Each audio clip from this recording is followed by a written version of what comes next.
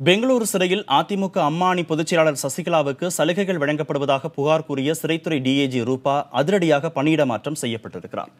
அண்மையில் பெங்களூரு பரப்பன அக்ரஹாரா சிறையில் ஆய்வு நடத்திய டிஐஜி ரூபா சொத்து குவிப்பு வழக்கில் தண்டனை அனுபவித்து வரும் சசிகலாவுக்கு சிறைத்துறை ஏடிஜிபி சத்யநாராயண ராவ் பல்வேறு சலுகைகள் வழங்குவதாக புகார் கூறியிருந்தார்.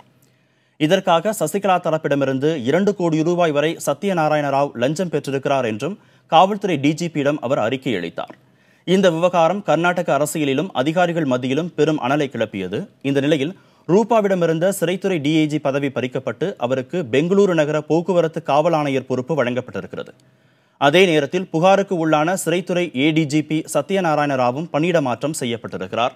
ஆனால் இதுவரை எந்த பொறுப்பும் வழங்கப்படாததால் சத்யநாராயண ராவ் காத்திருப்பு பட்டியலில் வைக்கப்பட்டிருப்பதாக தகவல் வெளியாகியிருக்கிறது.